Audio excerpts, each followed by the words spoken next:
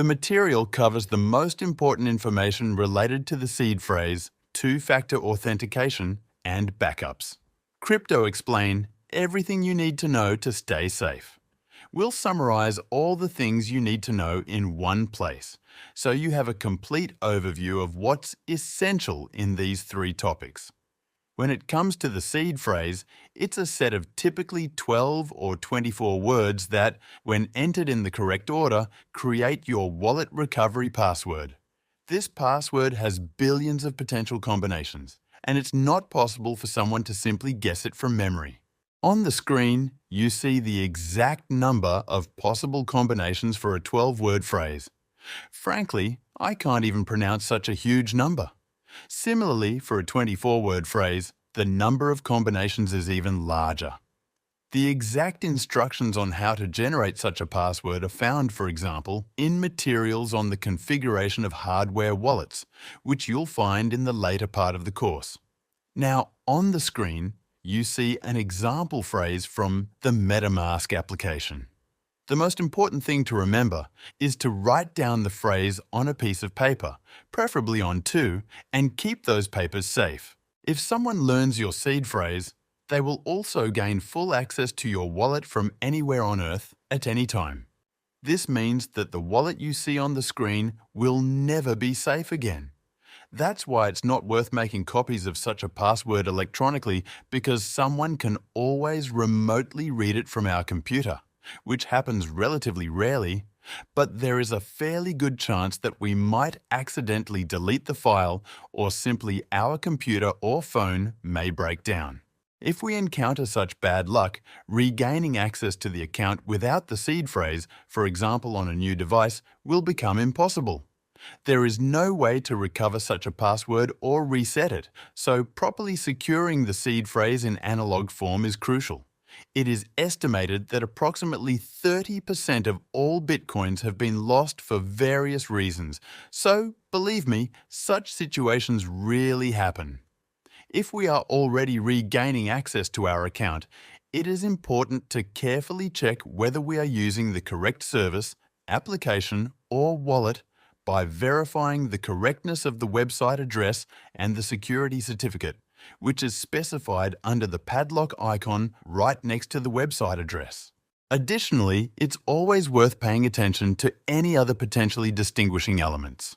Some websites impersonate trusted services just to steal our access keys, and we must be cautious of such places.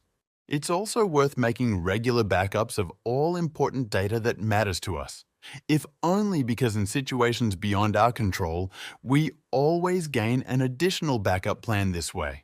Personally, I had a rather troublesome situation that I didn't anticipate, which involved losing access to the wallet installed on my Samsung Galaxy S6 phone, whose motherboard was damaged while charging.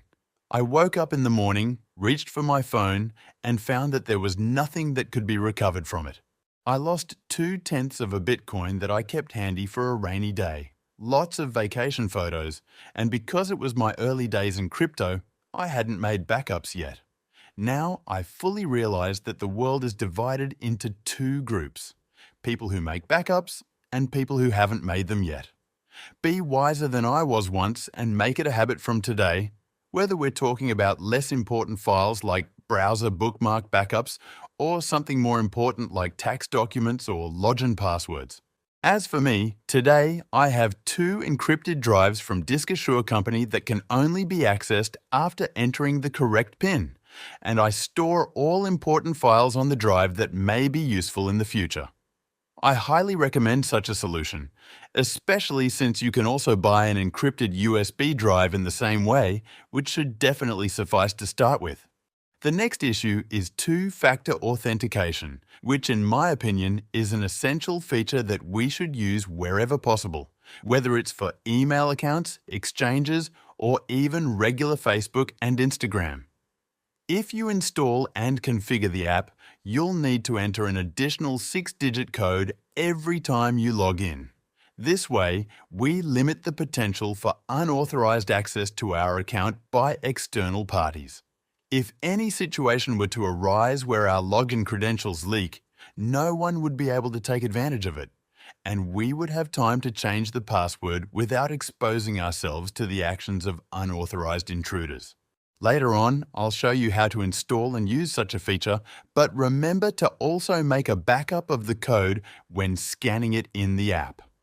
The ideal solution is to print out each scanned code and store it along with the seed phrase, because this way, if our phone breaks down, we can always scan the paper code on a new device, restoring access to our set of login codes.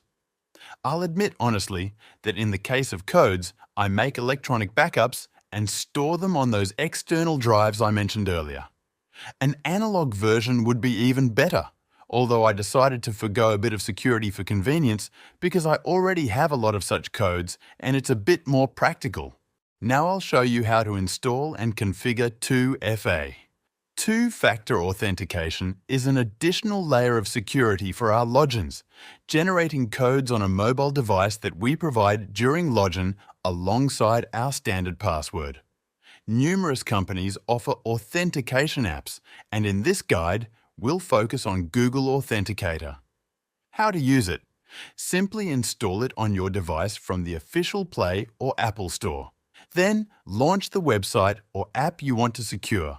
Go to the authentication section and find a code to scan or manually enter a security key. Once scanned, your account will generate a constantly changing access code every few seconds. Remember, treat these codes with the same security measures as your seed phrase.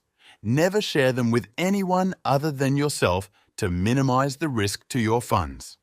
I always scan such a code on two devices, ensuring that if one fails, I still have access to the secured service through dual authentication.